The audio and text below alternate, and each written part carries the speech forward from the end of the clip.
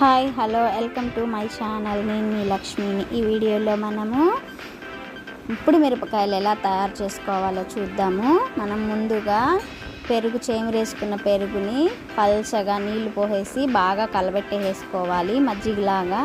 దాంట్లో ఉప్పు బాగా మరిగింత ఉప్పు వేసుకోవాలి. ఇప్పుడు మిరపకాయలు కాబట్టి ఉప్పు చాలా ఎక్కువ పట్టద్దండి.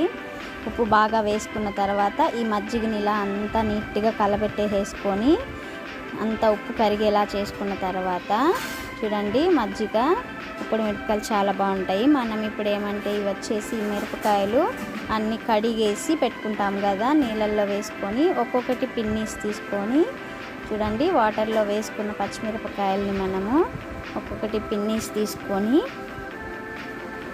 ఘాట్లు పెట్టుకుంటూ, ఇప్పుడు మిరపకాయలు అంటే నాకు చాలా ఇష్టము అందుకే చేసుకుంటున్నాము. ఘాట్లు పెట్టుకొని మనం ఇందాక కలిపి పెట్టుకున్న మజ్జిగలో ఈ మిరపకాయలు ఘాట్లు పెట్టుకొని వేసేసుకోవాలి. మజ్జిగలో ఉప్పు మాత్రం చాలా ఎక్కువ పట్టద్దండి, ఎక్కువ ఉప్పు వేసుకోవాలి. ఇవన్నీ నీట్గా ఘాట్లు పెట్టుకుంటూ దాంట్లో వేసుకోవాలి. చూడండి ఇలా పచ్చిమిరపకాయల్లో వేసుకుంటూ ఉండేసి అన్ని ఘాట్లు పెట్టేసుకొని దాంట్లో వేసుకోవాలి. పచ్చిమిరపకాయలు అనుకుంటాం కానీ ఇప్పుడు మిరపకాయలు మనం చేసి పెట్టుకుంటే ఆకుకూర పప్పులో వేసుకున్న, విడిగా వేయించుకున్న, మనం చేసుకున్న ఉప్పుడు మిరపకాయలు కారం అయితే ఉండవు, చాలా బాగుంటాయి.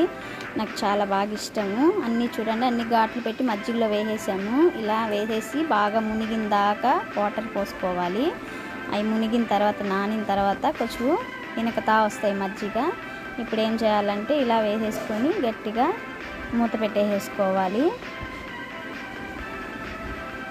మూత పెట్టుకొని ఒక రోజంతా మనము ఈరోజు నానిపోయాయి, ఒక రోజంతా నానబెట్టేసాము. తెల్లారి వచ్చేసి వీటిని బాగా కలబెట్టేసి ఎండలో వేసేసేయాలి. మనం కరెక్ట్గా మజ్జిగ అవి ఎంత మునుగుతాయో అంతే పోయాలండి, ఎందుకంటే ఆ లాస్ట్లో ఆ మజ్జిగ కొంచెం కూడా ఉండకూడదు. అందుకని మరి మనం ఎక్కువ మజ్జిగ వాటర్ పోసేసి నానబెట్టుకోవడం అట్లా చేసుకోకూడదు. మనం ఎంతవరకు పచ్చిమిరపకాయలు వేస్తామో అంతవరకే మజ్జిగ పోసుకోవాలి కలబెట్టుకొని. చూడండి ఇప్పుడు ఈ మజ్జిగ ఏమంటే బాగా ఒక రోజు అయిపోయిన తర్వాత ఇలా ఎండబోసుకుంటాం మనము. ఫస్ట్ రోజు నానబెట్టిన తర్వాత ఒక ఫుల్ డే నానిన తర్వాత ఎండబెట్టుకుంటున్నాము. ఎండబెట్టేసుకొని ఇలా ఉప్పుడు మిరపకాయలు మనం ఇంట్లో చేసుకుంటే వేయించుకుంటే నెయ్యిలో నుంచి ముంచుకున్నట్టు బాగుంటాయి. కానీ మనం ఇంట్లో బర్రెల పెరుగు ఉంటుంది కదా, అది చేమిరేసుకుంటే కూడా ఇంకా బాగుంటుంది. దాంట్లో వెన్న ఉంటుంది కాబట్టి బాగుంటుంది. ఉప్పుడు మిరపకాయలు మాత్రము మంచిగా ఏ దాంట్లో వేయించుకున్నా కూడా చాలా బాగుంటాయి. నాకు చాలా బాగా ఇష్టం కాబట్టి నేను అత్తమ్మ ఉన్నప్పుడు మాకు చేసి పంపించేది. మా అత్తమ్మ లేదు కాబట్టి ఇప్పుడు మేమే చేసుకుంటున్నాము. చూడండి ఇలా అన్నీ ఎండబెట్టేసుకోవాలి.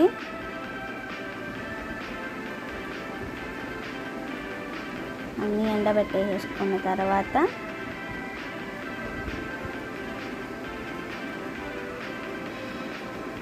చక్కగా ఎండిపోతాయి. దాంట్లో మజ్జిగ ఉన్నాయి కదా, ఆ మజ్జిగ మాత్రం ఏం చేయకూడదు, అట్టే ఉంచాలి. తర్వాత అవి బాగా ఎండిన తర్వాత మళ్ళీ సాయంత్రము అవన్నీ అట్లాగా మళ్ళీ మజ్జిగలో వేసేసి ఇట్లా కలబెట్టి మళ్ళీ అక్కడ పెట్టేసుకోవాలి మూత పెట్టేసి. ఆ మజ్జిగ అలానే అవి లాగేసుకుంటుంది. 2 days మాత్రం, అదే 2 రోజులు 3 రోజుల్లో లాగేసుకుంటుంది. మళ్ళీ నెక్స్ట్ రోజు చూడండి ఆ రోజు ఇంకా బాగా నానిపోయాయి. ఈరోజు మళ్ళీ ఎండబెట్టేస్తున్నాము వాటిల్ని. ఇంక ఈరోజు మళ్ళీ ఎండిన తర్వాత దాంట్లో వేస్తే ఆ కొరవ మజ్జిగ వాటర్ కూడా బాగా పీల్చేసుకుంటాయి.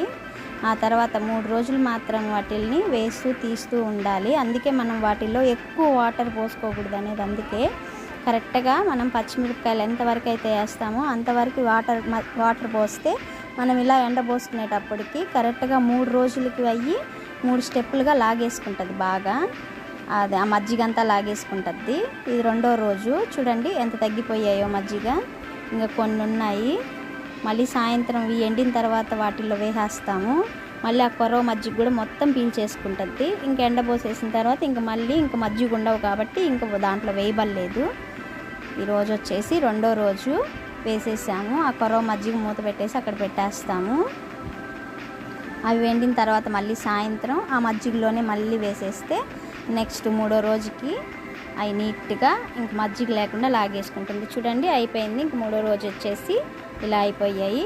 చూడండి దాంట్లో అసలు మజ్జిగే ఉండవు. చూడండి మొత్తం పోసేస్తాము అంతే. ఆ ఎండిన వెత్తి దాంట్లో వేసేటప్పటికి మొత్తం లాగేసుకుంటాయి. 3 days మాత్రం వాటిల్ని మనము వేస్తూ తీసుకోవాలి. ఈరోజు అయిపోయింది. మొత్తం వాటర్ మొత్తం లాగేసుకుంది. ఇప్పుడు మిరపకాయలు రెడీ అయిపోయాయి.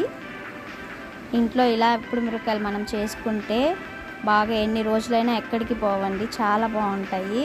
కానీ మేము కొంచెమే చేసాము. అయ్యో చూడండి దాంట్లో మజ్జిగ ఏం లేవు.